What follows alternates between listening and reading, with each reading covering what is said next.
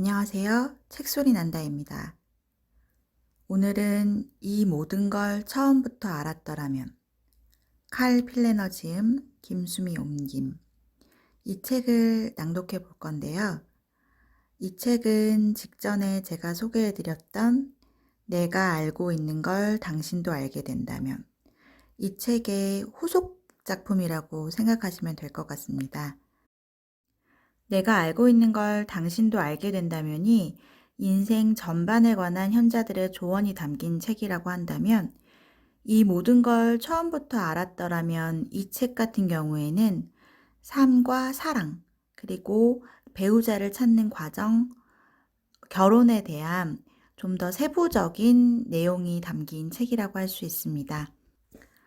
저자는 결혼에 대한 폭넓은 경험을 수집하기 위해 결혼 지침 프로젝트를 수립하고 사회과학적 연구법에 의거해 미국에 거주하는 700여 명의 노인들을 대상으로 심층 면접을 실시하였습니다. 조사 대상 중 한 그룹은 현재 두 사람 모두 생존해 있는 노부부로 구성했습니다. 노인들 중에는 배우자를 여의고 홀로 된 이들이 많다는 점을 감안해 평생 함께 살다가 부부 중 한쪽이 사망한 이들을 별도의 그룹으로 만들었습니다. 이들의 평균 결혼 기념은 43년이며 100세 할머니와 98세 할아버지가 함께한 76년의 최장 기록이 기록되어 있기도 합니다. 순탄한 결혼 생활만 있지는 않았습니다. 놀랍게도 전혀 예기치 못한 방향으로 인생이 선회한 사람들에게 최고의 조언이 나오기도 했습니다. 따라서 이 연구 대상에 불행하고 힘든 결혼 생활을 겪은 이들도 포함시켰습니다. 이혼을 겪은 사람이 있는가 하면 무의미한 관계를 수십 년간 이어온 사람도 있었습니다. 길을 잘못 들거나 후회하는 결정을 한 이들에게도 값진 교훈을 얻을 수 있었습니다. 이들은 살아온 이야기를 기꺼이 나누어 주었으며 다른 이들이 똑같은 실수를 반복하지 않기를 간곡히 바랬습니다. 이제부터 결혼과 관련하여 잘못된 결정을 피할 수 있는 인생 현자들의 비결을 한번 읽어보겠습니다. 이 책의 6번째, 최고의 짝을 선택하는 5가지 비결. 5가지 비결 모두 시대를 초월한 영원한 질문. 이 선에서 머무를 것인가 아니면 더 나아갈 것인가를 결정하는데 적용할 수 있을 것이다. 하나, 도전적이고 색다른 상황에 처해보라. 누군가를 만났고 한동안 데이트도 했다. 이제 여기서 한 단계 더 나아가길 원하는가? 그렇다면 인생의 현자들이 제시한 관계의 미래를 가늠해 볼 핵심 진단 테스트를 조기에 사용해 보자. 데이트를 하거나 시간을 함께 보낸다고 하면 클럽에 가거나 영화를 보거나 집에서 텔레비전 함께 보기를 생각할 것이다. 아니면 일주일 정도 같이 여행을 떠날 수도 있다. 그런데 인생의 현자들은 그것만 가지고는 부족하다고 말한다. 관계를 진전시킬지 아니면 한 걸음 물러나서 계속 지켜볼지를 결정하려면 일상을 벗어나 뭔가를 함께 경험하는 기회가 반드시 필요하다. 돌이킬 수 없을 정도로 관계가 깊어지기 전에 최악의 상황에서 파트너가 어떤 모습인지 살펴볼 기회를 반드시 가지라고 인생의 현자들은 조언한다. 최악의 상황이 어려우면 극심한 스트레스 상황이나 힘든 도전에 직면해보라. 인생의 현자들에게는 관계를 테스트해 볼 방법에 대한 아이디어가 무궁무진하다. 야외 활동이 대표적인데 이를 통해 일상의 안전지대를 벗어나는 경험을 할 수 있다. 랠프 퍼킨스는 대학 때 아내를 만나 함께 봉사활동을 하게 되었다. 그때 그 경험을 통해 서로에 대해 깊이 알게 되었고 또 덕분에 42년간 행복한 결혼 생활을 할 수 있었다. 기회가 된다면 함께 캠핑을 떠나보는 것도 좋은 방법이지. 흙투성이가 된 채 지저분한 모습으로 야외 활동을 하면서 상황을 지켜보라고. 일상을 벗어나 활동하면서 테스트를 해보는 거야. 그런 상황에 어떻게 대처하는지 살펴봐봐. 우리는 자원봉사 활동을 같이 하면서 가난한 사람들이 얼마나 어렵게 살아가는지 알 수 있었어. 그런 활동은 누구나 할 수 있어.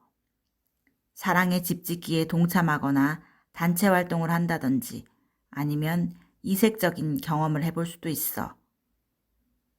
다른 인생의 현자들은 캠핑 여행을 강력 추천하면서 험한 여행일수록 더 좋다고 덧붙였다. 진 로이 역시 그런 경험을 통해 값진 교훈을 얻었다. 처음에는 대화로 시작해서 관계의 기반을 마련하는 게 좋아. 하지만 활동을 통해 그 기반을 강화할 수도 있고 약화할 수도 있지. 그러니까 이런 활동이 반드시 필요해. 아내를 만나기 전에 상당 기간 알고 지내던 한 여성이 있었는데 그녀와 국립공원으로 등산을 갔어. 산속으로 들어가 지내다 보니 마실 물도 없고 곰이 출몰하기도 하고 식량이나 생필품도 다 떨어졌어. 그제야 우리가 서로에 대해 아는 게 전혀 없다는 생각이 확 드는 거야. 캠핑족이 아니라면 다른 방법이 있다. 어떤 인생의 현자들은 단둘이 자동차로 장거리 여행을 해보라고 제안한다. 둘이서 꼼짝없이 차 안에 갇힌 채 무사히 여행을 마칠 수 있다면 일단 합격점을 받은 것이다. 도리스 스틸은 이야기한다. 결혼하고 싶은 사람과 자동차로 하루 8시간씩 달리며 장거리 여행을 떠나봐. 여행 기간 내내 서로에게 얼마나 관심이 있는지, 고속도로를 어디서 빠져나갈 것인지, 식사는 어디서 할 것인지를 놓고 싸우는지 않는지 살펴봐. 중요한 정보를 많이 얻게 될 거야. 굳이 다른 곳으로 떠나지 않더라도 서로의 한계를 시험해 볼 방법 2가지를 소개하겠다. 첫째로 노인들은 자신이 아플 때 애인이 어떻게 반응하는지 주의 깊게 보라고 제안한다. 적극적으로 간호해 주는가? 아니면 고열, 오한, 구토가 끝나기 전까지 멀찌감치 달아나 있는가? 물론 미리 계획하고 아플 수는 없다. 하지만 오랜 기간 만나다 보면 한 번은 이런 기회가 온다. 서로 잘 지낼 수 있는지 판단하려면 페인트 칠을 같이 해보는 것도 좋다. 아니면 협력이 필요한 다른 힘든 가사일도 좋다. 인생 현자들의 요지는 다음과 같다. 관계 초기에 한 단계 더 나아갈지 결정하려면 평소 하던 데이트 코스를 벗어나 어렵고 색다른 일을 해보라. 2. 원하는 것들과 원하지 않는 것들의 목록을 작성해보라. 너무 타산적이며 비낭만적인 말 같지만 상대방과의 관계에서 얻기 원하는 것들의 목록을 작성해보라고 인생의 현자들은 권한다. 무엇을 얻는지도 중요하지만 무엇이 필요한지, 즉, 행복한 결혼 생활을 하려면 어떤 자질을 갖추어야 하는지가 더 중요하고 바로 여기에 주목해야 한다. 인생의 현자들은 목록 작성이 헌신 여부를 결정하는데 좋은 연습이 되는 것은 물론 배우자를 물색하는 단계에서도 요긴하다고 말한다. 어떤 파트너를 원하고 또 원하지 않는지, 생각해보는 것은 가망 없는 관계를 피할 수 있도록 도와준다. 로에나 메카비는 이 목록덕을 톡톡히 보았다. 하지만 그녀도 처음부터 성공적인 결혼 생활을 한 것은 아니었다. 어느 날 남편이 소리 소문 없이 떠나는 바람에 첫 번째 결혼은 갑자기 끝장났다. 두 번째 결혼 역시 몹시 힘들었다. 남편이 정신적으로 문제가 있었고 폭력적이었다. 아이에 대한 불안 때문에 두 번째 남편과도 이혼했다. 그녀는 두 번의 실패 후 목록을 작성하기 시작했다. 그리고 세 번째 남편을 만났다. 그와는 18년째 행복한 결혼 생활을 누리고 있다. 그녀는 이렇게 말한다. 그레이엄을 만나 그와 함께 하기로 결심한 후 종이 한 장을 꺼내 들고 자리에 앉아 장단점을 써내려갔어. 당시 나는 30대였지. 목록을 보며 이렇게 중얼거렸어. 이런 사람이 내가 원하는 사람이야. 그레이엄은 그런 자질을 갖춘 남자였지. 단점보다 장점이 훨씬 많았어. 30살이 훨씬 넘어서야 원하는 배우자상을 확실히 깨달았어. 그게 다 종이 한 장 덕분이었지. 나더러 냉혈인간이라고 말할지 모르겠지만 각자가 관계에 기여할 수 있는 점들을 목록으로 만들었어. 무엇보다 아직 어린 아이에게 좋은 아빠가 되어줄 사람이 가장 절실했지. 결과는 대만족이었어. 목록을 작성하는 일은 장래 배우자의 장점과 단점을 견주어 보는데 도움을 준다. 크리스틴 백은 약혼자에게 실증이 나기 시작했을 때 이 방법을 썼다. 가끔 이런 생각이 들었어. 내가 왜 이 사람과 결혼해야 하지? 그 사람이 너무 싫고 더 이상은 못 견딜 것 같아. 그리고는 이게 다 그가 잘못하고 있는 점들이야. 하면서 종이를 꺼내 잘못된 점들을 하나하나 적기 시작했어. 그리고 생각했지. 공평해야 하니까 장점도 한번 생각해보자. 그런데 항상 장점이 더 크고 많은 거야. 그래서 그냥 그 사람과 결혼해버렸지. 목록에 들어가는 것들은 정해져 있는 게 아니라 스스로 정해야 한다. 인생의 현자들은 상대와의 관계에 헌신할지 여부를 결정할 때 이 목록이 아주 요긴할 거라고 말한다. 셋, 유머 감각을 살펴보라. 인생의 현자들은 장차 있을 결혼 생활의 문제점을 진단하려면 다음의 질문을 던져보라고 권한다. 두 사람이 똑같은 걸 보고 웃는가? 노인들은 유머 감각이 중요한 이유를 두 가지로 설명한다. 첫째, 유머 감각은 두 사람이 함께 할 수 있는지를 단적으로 보여주는 지표다. 만약 똑같은 걸 보고 웃는다면 서로 장단이 잘 맞을 가능성이 크다. 세상을 보는 눈이 같다는 말이다. 엘 데이비스는 파트너를 찾을 때 반드시 이렇게 물어보라고 한다. 내가 던진 농담에 상대방이 웃는가? 내 농담을 이해하는가? 그저 예의상 웃어주는가? 아니면 진심으로 재밌어 웃는가? 이건 중요한 문제야. 왜냐하면 서로 비슷한 세계관과 인생관을 지닌 사람을 찾는다고 하는데 그게 말처럼 쉬운 일이 아니거든. 이때 유머 감각을 보면 그 사람에 대해 많은 걸 알 수 있어. 둘째, 앞으로 평생 파트너의 유머를 상대하며 살아가기 때문이다. 만약 파트너가 유머랍시고 방귀를 뀌며 짓궂은 장난을 쳤는데 전혀 유쾌하지 않다면 지금 그 방귀 방석은 50년 후에도 여전히 우습지 않을 것이다. 안젤라 브릭스는 이야기한다. 유머는 아주 중요해. 우리 부부는 날이 갈수록 서로의 유머 취향이 다르다는 걸 깨닫고 깊은 괴리감을 느꼈어.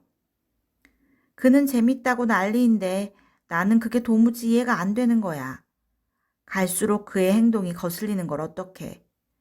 그게 은근히 사람을 힘들게 만들더라고.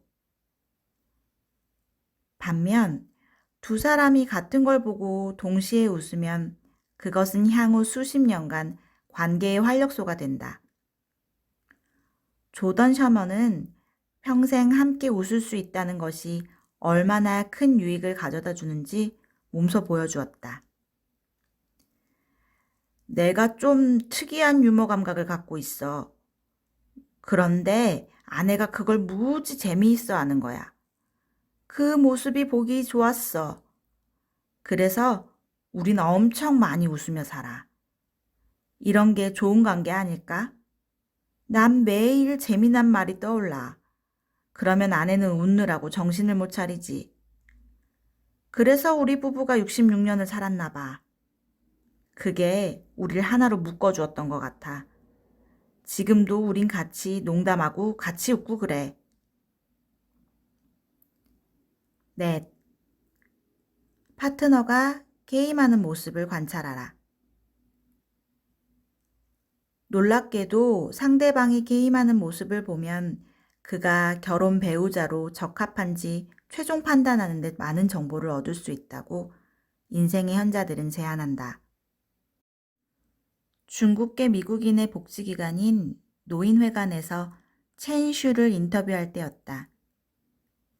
인터뷰하러 들어가면서 커다란 방을 지나게 되었는데 그 안에는 중국 노인들이 카드 테이블에 둘러앉아 패를 딸깍거리며 게임에 열중하고 있었다. 마작이라는 게임인데 회관에서 가장 인기가 좋다고 노인회관 관장이 넌지시 알려주었다.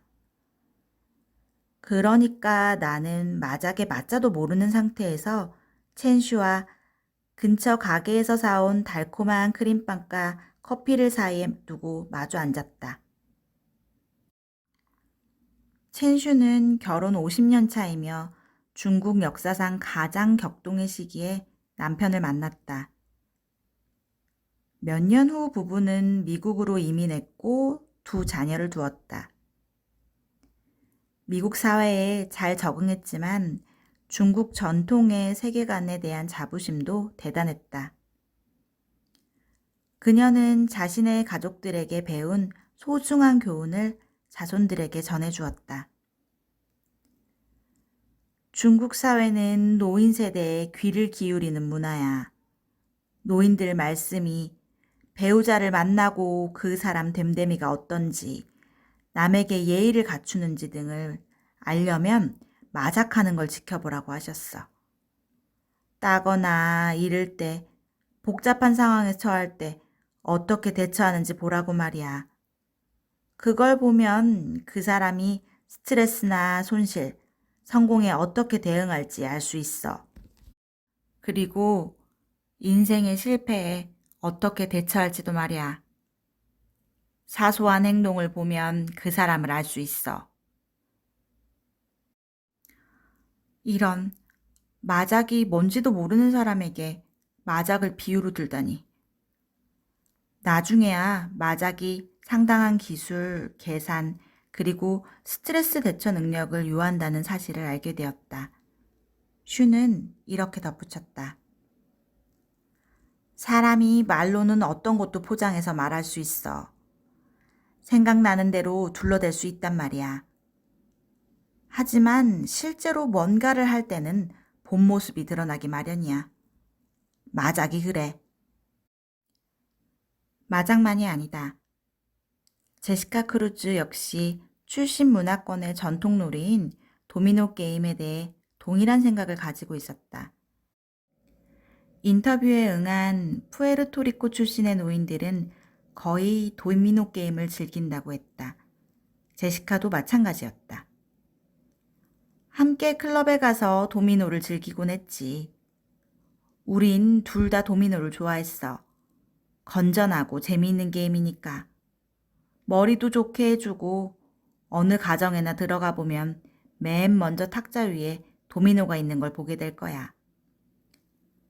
제시카는 남편을 선택하게 된 이유가 도미노 때문이라고 말한다.